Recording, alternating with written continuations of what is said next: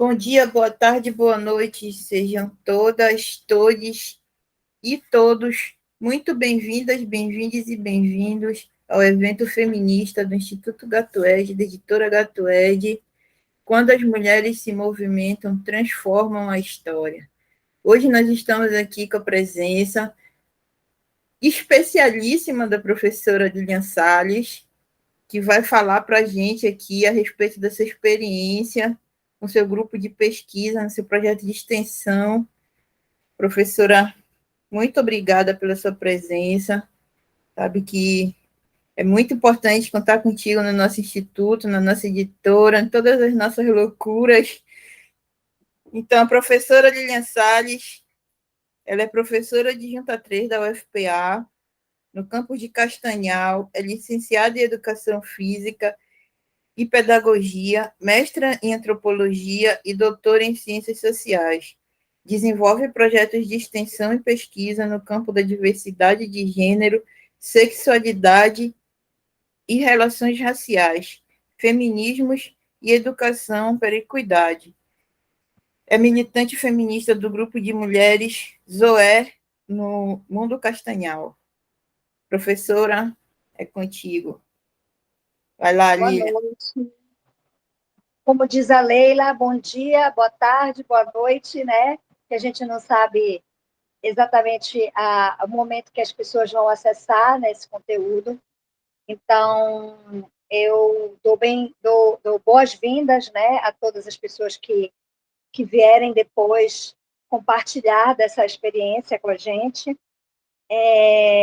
Eu agradeço o convite, o Gato Ed, do Instituto e da editora, né? Agradeço o convite da Leila de estar falando um pouquinho dessa experiência, que é uma experiência nova, mas também não é tão nova, né? Eu digo que é nova porque desde quando eu entrei na universidade, em 2003, né, como professora substituta, e em 2006 me efetivei como professora, eu venho trabalhando com formação de professores e professoras, né, de educação física. De vez em quando dou uma passeada lá também pelo curso de pedagogia, mas basicamente com o curso de licenciatura em educação física. E dentro da minha atuação como formação de professores, eu venho focando, né, nesse debate sobre diferença, diversidade de gênero, racial, étnico-racial, né, a questão também da sexualidade, como bem colocou a Leila.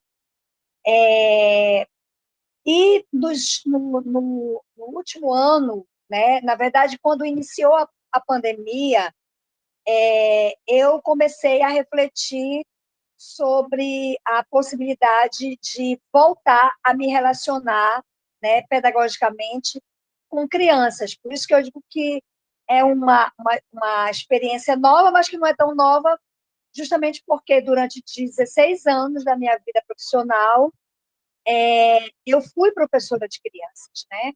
Eu trabalhei com educação física escolar, com crianças do ensino infantil e do ensino fundamental. Então, eu, de certa forma, já tenho essa experiência que é antiga e que eu gostava muito como educadora, né? No campo da educação física, do lazer, com crianças com crianças pequenas e um pouquinho maiores, né? Eu nunca tive essa experiência com adolescentes. Já fui trabalhar com adultos dentro da universidade, mas com crianças da educação infantil, de 5 anos, de 6 anos, 7 anos, até mais ou menos 12 anos, eu já tive essa experiência. Então, em 2020, nós aqui em Castanhal, por conta do Grupo Zoé, nós temos uma relação muito estreita com um clube de mães, que é, na verdade, um centro comunitário, num bairro aqui de Castanhal, chamado Ruxinol, um conjunto, né, conjunto habitacional. Essas mulheres, elas já há 15 anos, elas desenvolvem no bairro a partir dessa associação, que elas chamam de Clube de Mães, vários trabalhos sociais, são mulheres que moram no bairro, são moradoras do bairro, então, elas, há 15 anos, elas desenvolvem esse trabalho aqui. É um trabalho de assistência, de organização social e de luta por melhorias no bairro, né? Então, são mulheres que sempre estão envolvidas com luta pela moradia, com luta pelo posto de saúde, por melhores atendimentos, luta pela questão do saneamento básico. E aí, no Zoé, a gente sempre estava em contato com elas, às vezes elas nos convidavam para falar, né, com as mulheres que elas fazem parte dessa associação, sobre violência doméstica, sobre violência obstétrica, que são campos que o Zoé tem assim tomado como bandeiras aqui em Castanhal. Né? E aí, dessa relação com elas, e sabendo, portanto, né, a partir dessa relação, que elas desenvolviam já um trabalho com crianças e adolescentes chamado Projeto Criança Feliz. Como era esse projeto? Todo sábado elas levavam crianças da comunidade, né, para um espaço de um campinho no bairro e disponibilizavam materiais, faziam brincadeiras com as crianças, atividades de leitura, de escrita, de contação de histórias. Todas essas crianças que moram no bairro e filhas dessas famílias que elas atendem de forma mais direta, né, como cesta básica, com orientação de em relação ao emprego, elas conseguem cursos de formação profissionalizante, né, naquele campo, no campo do corte e costura, naqueles campos mais tradicionais que, às vezes, as mulheres têm à disposição. Né? E aí, eu sabia já, por conta dessa relação com elas, que esse projeto já rolava lá, né? Que era um projeto delas, que elas tocavam. Só que, assim, eu fui conhecer o projeto e eu percebi que a história com o projeto era assim: as crianças participavam dessas atividades de forma muito espontânea, né? Ficava alguém do grupo do clube de mães adulto tomando conta, e aí, quando chegava uma determinada hora da manhã, no sábado, as crianças iam para o clube, lanchavam e iam embora para casa. E aí eu comecei, como eu sou professora do curso de Educação Física, né, eu comecei a pensar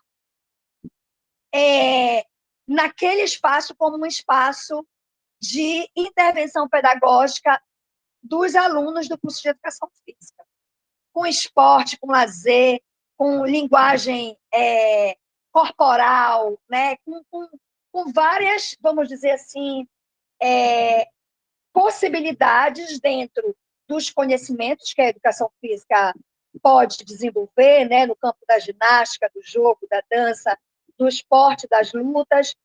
E aí eu pensei que eu digo, bem, eu vou conversar com as meninas, né, do Clube de Mães, que eu chamo de meninas, mas são mulheres, né, se elas têm interesse que a gente possa desenvolver uma extensão universitária dentro do projeto que elas desenvolvem.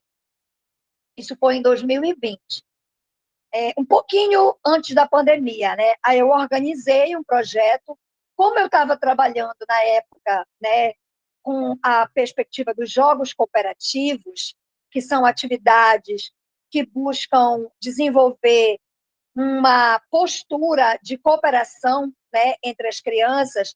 Então, nos jogos cooperativos, se evita atividades competitivas. Né? A gente geralmente sugere para as crianças, para os adolescentes, desafios onde eles vão ter que resolver esses desafios a partir de ajudas mútuas, né?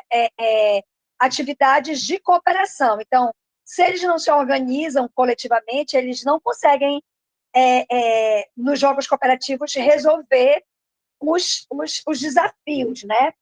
E aí eu comecei a trabalhar com esse conhecimento, com esse conteúdo, e aí eu disse, bem, eu vou fazer um projeto nessa vibe, né? Nessa linha. Até porque as crianças lá, pelo que eu observei, até por conta da própria história do Clube de Mães, elas já tinham uma experiência, um germezinho da cooperação. Então, eu ia só, vamos dizer assim, acrescentar naquela experiência, né? Então, eu falei com as meninas lá do Clube de Mães, né? Com a Eliette, que é a coordenadora geral, e aí ela disse, poxa, professora, vai ser muito bacana, né? Aí organizamos o projeto direitinho, apresentamos na nossa faculdade, né, para que ele fosse oficializado, foi aprovado, apresentamos no âmbito do, da, da, do, do campus, né, que também precisa passar, foi aprovado, e aí começamos a recrutar bolsistas. Na época, nós conseguimos 10 voluntários para o projeto e apresentamos também o projeto num edital chamado PIBEX, né, que é um edital de extensão dentro da universidade, dentro da Pró-Reitoria de Extensão. E aí ficamos esperando, né? Aí, independente se a gente ia conseguir ou não bolsas para os estudantes estavam muito afim de tocar o projeto. E aí nós fizemos uma formação com eles, né? Aí, no meio da formação, vem a pandemia e fecha a universidade. Fecha, modo de dizer, né? Porque, na verdade, não fechou, mas a gente começou a fazer as atividades de forma remota. A gente não podia levar os estudantes para campo, a gente não podia dar aulas presenciais, né? E lá também no Clube de Mães, quando o negócio pegou, as meninas suspenderam o projeto, porque era muito risco também, não só para elas, quanto para as crianças, né? Se contaminarem com a Covid. Aí nós ficamos 2020 trabalhando com esses voluntários sob a forma a partir da perspectiva de formação, porque é muito interessante, como a nossa sociedade é uma sociedade extremamente competitiva, que incentiva a competição, eu precisei trabalhar com os estudantes de educação física, né, do curso, para desconstruir um pouco essas ideias, né, da competição, do jogo competitivo, né? E também, dentro dessa formação, a gente começou a introduzir o debate sobre gênero, sobre sexualidade, relações étnico-raciais, pensando também que essa compreensão da cooperação ela passa pelo respeito, pela tolerância, né? E aí a gente não pode discutir tolerância e respeito sem discutir diferença, né? Sem discutir diversidade. Então, nós fizemos durante uns 4 meses, porque nós aprovamos o projeto em agosto, ele estava em trâmite, né? E aí nós iríamos começar em agosto, quando começamos as aulas remotas, né? E aí nós ficamos o segundo semestre, praticamente quase todo, do período de 2020, nessa história da formação. Só que aí os meninos foram se desmotivando, porque a nossa ideia era fazer também experiências entre nós, né, de jogos cooperativos, e a gente não podia se encontrar, e aí nós decidimos que nós íamos suspender, até aquele momento, o projeto, porque a gente não estava conseguindo operacionalizar. E aí ficou o primeiro semestre de 2021, a gente sem fazer nada do projeto. Quando foi em agosto de 2021, começou o debate para o retorno presencial na universidade. E aí, aos poucos, a universidade foi abrindo possibilidades, né? As aulas não voltaram logo presencialmente, mas determinadas atividades começaram a ser possíveis. E aí, em novembro, eu organizei uma oficina. Os 10 voluntários que eu tinha em 2020 já estavam completamente desmobilizados. Aí eu pensei assim, eu vou organizar, como o projeto ainda estava vigente, eu vou organizar uma oficina e vou abrir para a comunidade universitária, né? Nós fizemos 4 encontros com oficinas só prática de jogos cooperativos, né? E nós tivemos, inicialmente, eu pensei em fazer só para os 10 voluntários, convidá-los para participar e tal. Só que as pessoas estavam tão assim, a fim de voltar presencialmente, né? Que foi uma oportunidade. Eu acabei abrindo inscrições e nós tivemos 30 inscritos. Não tivemos mais porque era só eu e eu não dava conta assim de fazer uma oficina muito extensa, né? Também estava com um pouco de medo ainda, né, dessa relação presencial e tal. E aí nós fizemos 2 encontros em dezembro e 2 encontros em janeiro, já de 2022, como parte dessa oficina. E um dia, foram 5 sábados. 4 a gente fez as oficinas com essas pessoas, e num sábado a gente levou quem estava afim, né, convidou as pessoas que estavam na oficina para nós conhecermos a comunidade do bairro do Ruxinol. E aí nós fomos lá, e aí os meninos ficaram enlouquecidos, assim, com as crianças, né? Porque nesse momento, o Clube de Mães já tinha iniciado as atividades com as crianças, naquela forma, né? Mesmo bem espontânea, e aí a gente foi super bem recebido na comunidade, os meninos ficaram empolgadíssimos, e aí, no final da oficina, eu reapresentei o projeto de extensão para a faculdade, e os meninos, alguns, né, se interessaram, e aí a gente conseguiu 15 voluntários para desenvolver o projeto na comunidade. E aí fazemos da seguinte forma, nós começamos em março de 2022, o Ruxinol já tinha iniciado as atividades com as crianças, elas inscrevem as crianças, né, nas atividades, e aí começaram em fevereiro, na segunda quinzena, mas nós só começamos em março, porque eu ainda tinha todo um processo com os voluntários de planejamento, né? Fazer da forma como a gente estava querendo fazer, estabelecendo relação com aquele espaço a partir do lugar pedagógico, né? Do professor e da professora de educação física. E aí nós organizamos um planejamento e fomos para lá, né? E foi muito interessante, assim, porque quando nós chegamos lá, valendo já o projeto, né?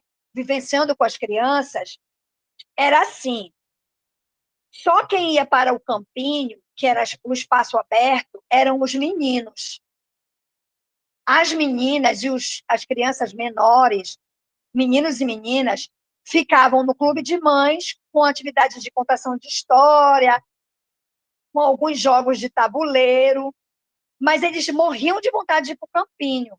Só que, como eram só 2 pessoas do clube de mães que levavam as crianças para o campinho, não dava de levar todas as crianças, porque, Leila, assim, elas recebem, normalmente, antes da pandemia, quando elas desenvolveram o projeto, até 200 crianças. É criança pra cacete, entendeu? É muita criança. E aí, só 2 pessoas não dava de levar todo mundo. Então, uma parte ficava na sede do clube e as outras iam para o campinho. Quando nós chegamos lá, que éramos 15 e 16 comigo, né? aí dava para encarar a galera toda. E aí nós convidamos as crianças menores, né, e as meninas, se elas queriam ir para o campinho, não perguntamos duas vezes, já estavam prontas para ir, e foi muito legal, porque assim, tinha menina que era louca para jogar futebol e nunca tinha jogado.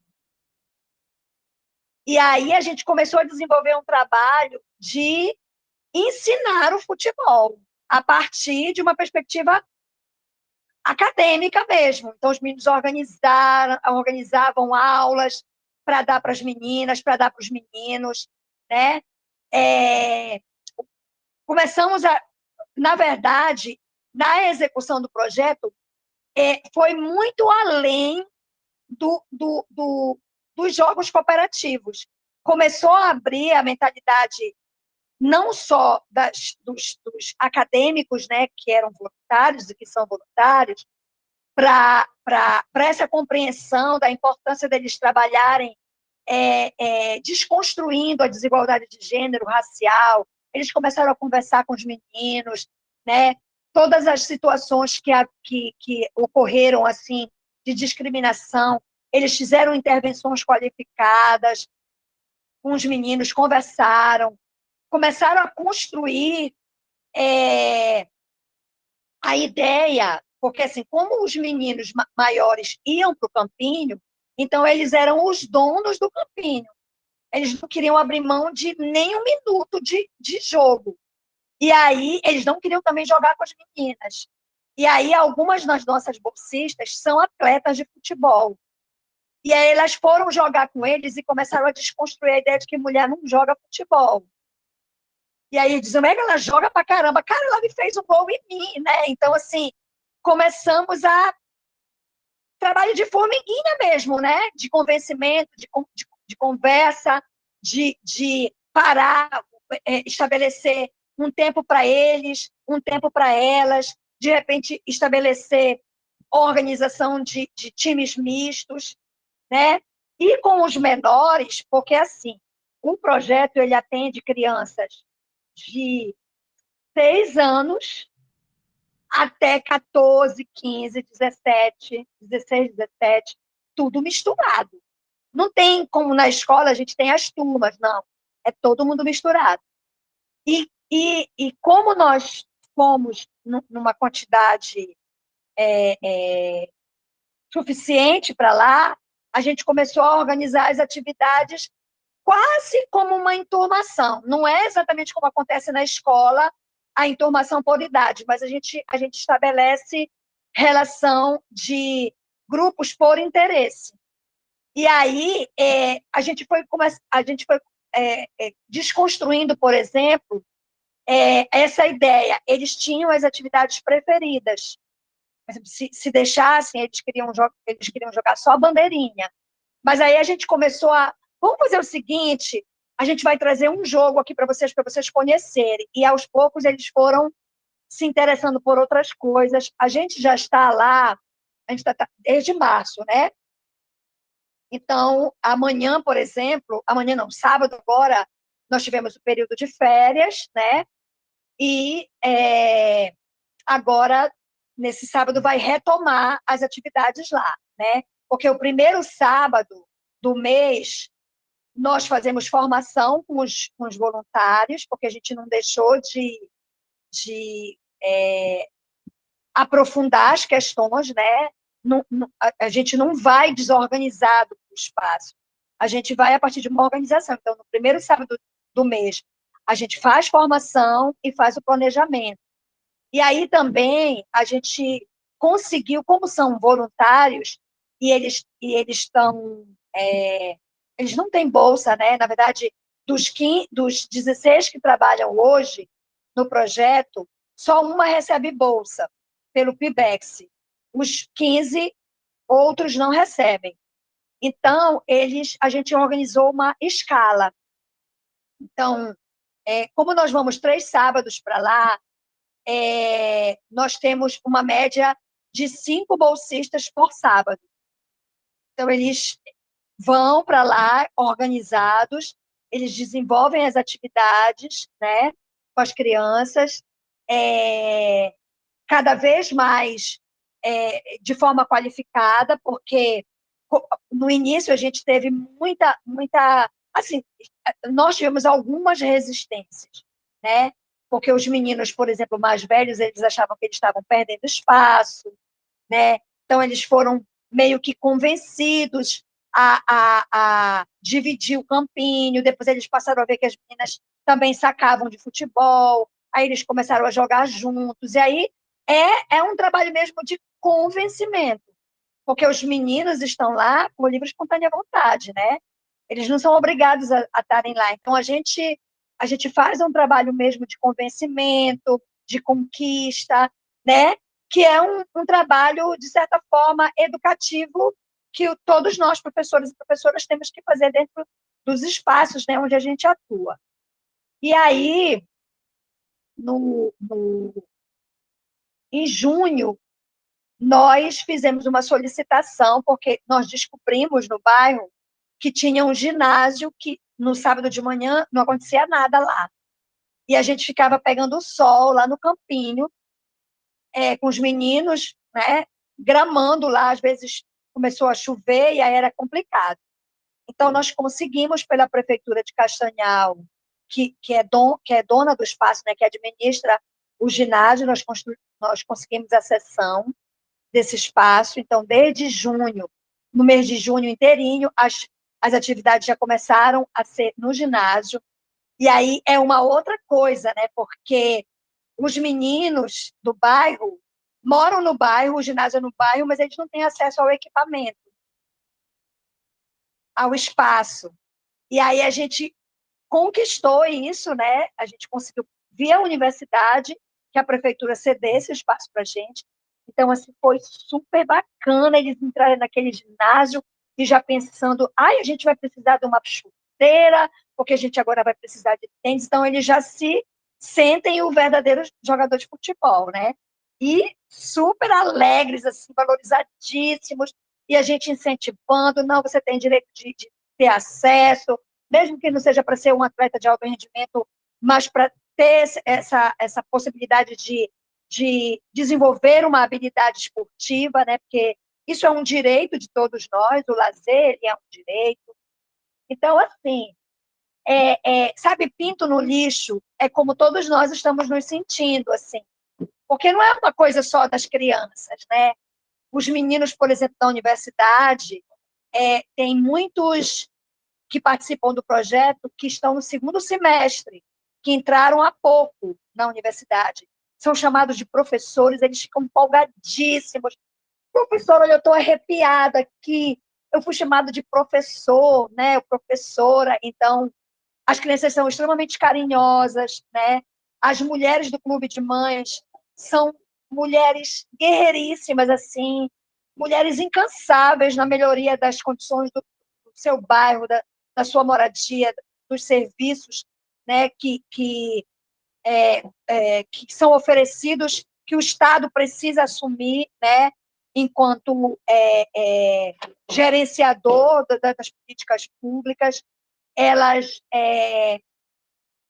a relação com as crianças e com a gente é maravilhosa, sabe? A gente chega lá, além das atividades, a gente põe comida para as crianças e os meninos estão vivendo isso, sabe? Eles são estudantes universitários que daqui a pouco serão professores formados, né? E estão ali convivendo na vida comunitária, vendo a comunidade se organizar para lutar por direitos, né? Muitos desses estudantes são oriundos das classes populares, né? A grande maioria dos estudantes da universidade hoje são estudantes de classes populares, né? Mas às vezes você não tem um engajamento comunitário no seu bairro e eles estão experimentando isso. E é muito legal porque tem sido, para mim, especificamente, um renascer da minha atividade profissional. Eu gosto muito de ser professora da universidade, mas eu tenho muita saudade de ser professora de educação física, né? Assim, essa coisa dessa relação, né, como a juventude tem me oxigenado muito a vida, né? Esse diálogo com a juventude, com as crianças, né? Com a inteligência delas, com o que eles conhecem, com essa cultura da infância na periferia é maravilhosa, tem sido maravilhosa para mim, tem sido bom para os meninos e para as meninas voluntários do projeto, porque eles se sentem valorizadíssimos, as crianças abraçam, as crianças esperam, as crianças comentam, né? Nós fomos agora, no início de julho, teve a parada, né, para as férias, mas a gente fez uma confraternização. Nós levamos eles para o APU, que é em Castanhal, tipo um distrito como é Mosqueiro, em Belém, tem o APU, que é um distrito em Castanhal. As crianças nunca tinham ido para lá, eles foram no ônibus, foi assim, a maior alegria, a gente ficou o dia inteiro no Igarapé, e tem até assim, alguns vídeos da velhinha aqui, né, pulando do toco imenso, porque assim, dá vontade de fazer, porque a gente é desafiado por eles também, né? A brincar, né? A pular corda, né? Porque eles convidam, vem, tia, vem, acham que a gente, sei lá, não sei se eles acham que a gente tem a idade deles, ou é a avó, né, que vai brincar. Então, eu não tenho neto biológico, então eu tenho neto postiço, né, das minhas andanças com as crianças. Então, assim, para nós da universidade, né, tanto para mim quanto para os meninos e as meninas, tem sido uma experiência maravilhosa. Eles comentam, né, eles dizem o quanto eles se sentem alegres de estar fazendo parte desse projeto, o quanto eles têm aprendido com aquelas crianças, o quanto eles têm desconstruído determinados preconceitos, o quanto eles têm descoberto do poder deles como professores e professoras de intervir na vida das crianças, né? de poder contribuir, de poder dialogar, de poder mudar a mentalidade, porque eu acho que o trabalho da educação é esse mesmo, a gente trabalha com mudança de mentalidade, e a partir daí é mudança de vida, né? Porque você muda, você vai começar a construir outro tipo de relação no entorno que você vive. Então, assim, o projeto que a gente chama de jogos cooperativos, mas que tem um tema enorme, né? Mas a gente apelida de jogos cooperativos, tem sido um pouco isso para nós, né?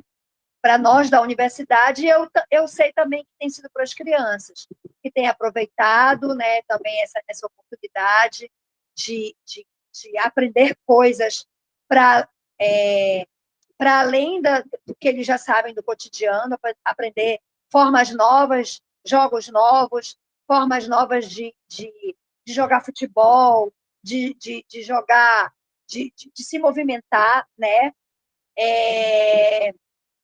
E também tem uma outra coisa.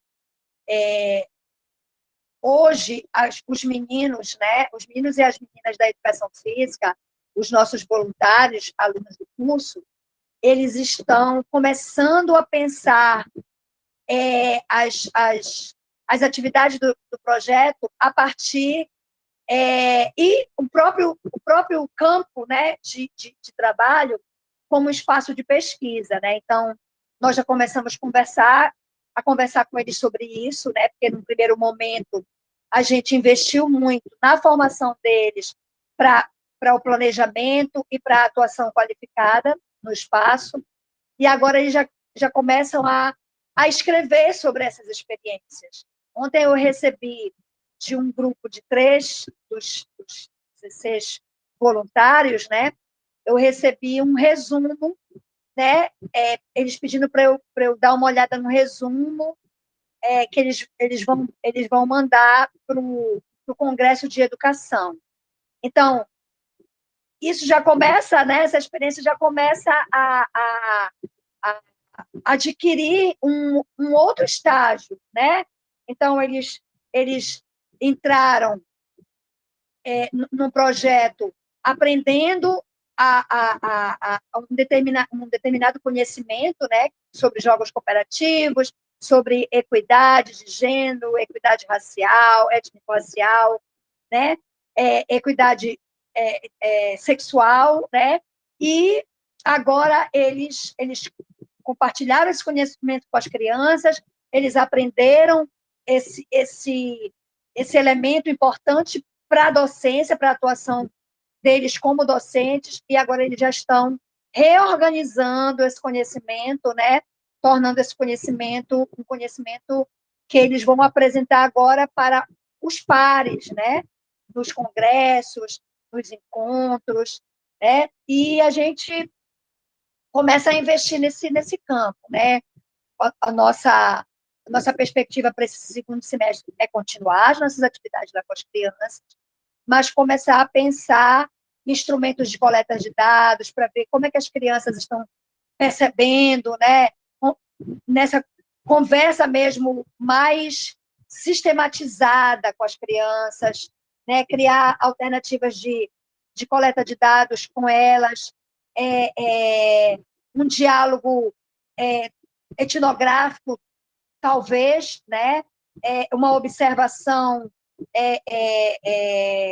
mais apurada, mais científica, no sentido de começar a transformar essa experiência prática, né, em pesquisa científica, em produção científica, né, para que a gente possa mostrar que a gente aprende com a extensão, que a gente compartilha conhecimento, que a gente oferece um serviço, né, que a universidade produz, e que a gente produz ciência, né, e que a gente se forma e se reforma, né, no sentido de, de ressignificar as nossas aprendizagens nesse espaço acadêmico e nessa relação comunitária, né? Então, a gente começa a construir um outro momento do projeto, que é esse. Agora, sim, eu falei muito das coisas muito boas, né, que existem no projeto, mas uma coisa assim que não é muito boa e que a gente precisa falar é toda esse sucateamento, essa precarização que a universidade tem passado nesses anos, né? Imagina, nós temos 16 alunos de uma licenciatura em Educação Física, estudantes, acadêmicos, e a gente só conseguiu uma bolsa de R$ 400 para uma estudante. E esses estudantes, eles precisam dessa bolsa, sabe? Se eles tivessem essa bolsa, que não é tão, vamos dizer assim, não é tanto dinheiro, né? Mas já ajuda muito eles, né? Para comprar material, para se deslocar. Nós não temos mais, infelizmente, Leila, e todo mundo que está assistindo, a universidade está tão sucateada e tão precarizada que eu, todo sábado, me desloco da minha casa às 6h30, 7 horas da manhã, com o meu carro, pagando a gasolina, para levar os meninos que estão escalados naquele dia do centro da cidade de Castanhal para a periferia. Eu sou a motorista do projeto, porque o campus ele tem o carro, mas não teria como atender todo sábado o projeto, porque como o meu, há outros projetos dentro do campus também. E nós só temos 2 automóveis lá. Então, é muito triste isso, sabe? A universidade, ela já faz, e ela poderia fazer muito mais pela sociedade se a gente conseguisse ter incentivo financeiro mesmo, orçamento, né, para desenvolver esses projetos. Então, é muito triste isso. É muito triste, a gente faz porque a gente acredita, porque a gente sabe que se nós não fizermos, né, por nós, pela nossa classe, por nós trabalhadores, né, por nós que, mesmo que não hoje não estejamos mais morando na periferia, mas saímos da periferia, a gente sabe o quanto é importante a gente construir acessos, construir pontes, né, para que esses meninos que estão lá possam se ver na universidade. Por exemplo, um dos voluntários do Clube de Mães, que é o Felipe, que é um garoto que é do Clube de Mães, e ele era um dos que levava as crianças para ficava responsável pelas crianças no campinho. O sonho dele é fazer educação física. É um menino periférico, é um menino lá do Rouxinol, né, que a gente tem trocado para caramba com a gente. Ele não é aluno ainda da faculdade, mas, assim, o Felipe se enxerga a universidade como um espaço possível para ele, assim como os meninos que estão lá hoje no projeto, com 14, 15 anos, né, que podem ver a universidade como um espaço que também é deles. Então, precarizar o atendimento, né, o governo federal precarizando os orçamentos, né, bloqueando os orçamentos que já estavam definidos, destinados para a universidade, isso na verdade, impedir que as pessoas sonhem, impedir que as pessoas possam ter acesso, sabe, a um lugar que é deles por direito. Então, é preciso que a gente também fale isso, sabe? Nós não estamos dentro da universidade, como às vezes é veiculado aí, fazendo balbúrdia, né? Fazendo algazarra no ar-condicionado, né? Como às vezes a gente ouve as pessoas dizendo. A gente está fazendo ciência, a gente está produzindo perspectiva de futuro, sabe? A gente está ampliando o horizonte das pessoas que estão fora da universidade, mas que podem vislumbrar a universidade como um espaço para elas também, porque a universidade pode ser delas, a universidade deve ser um espaço para todos e todas e todos.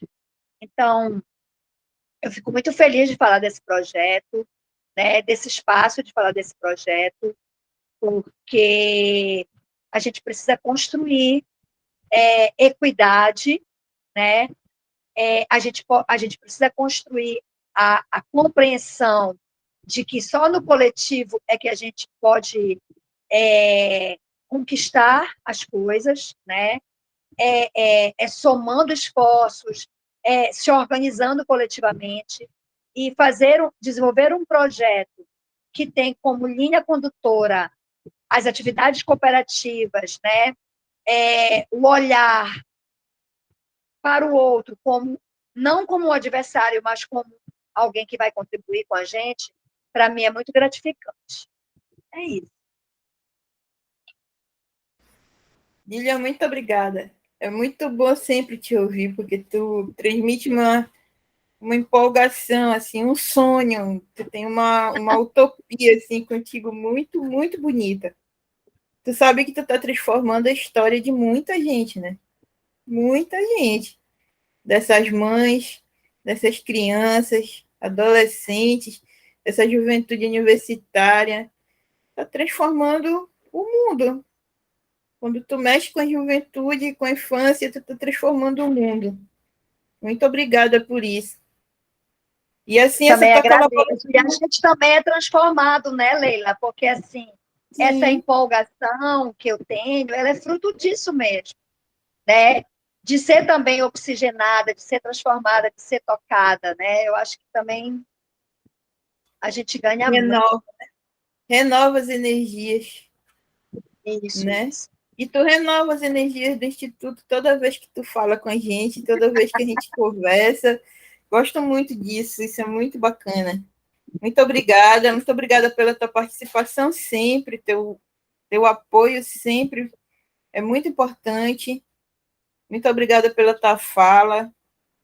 Pessoal, esse daqui já é o terceiro vídeo da professora Lídia, tá? Tem um onde ela conta a história do Zoé, do grupo de pesquisa dela.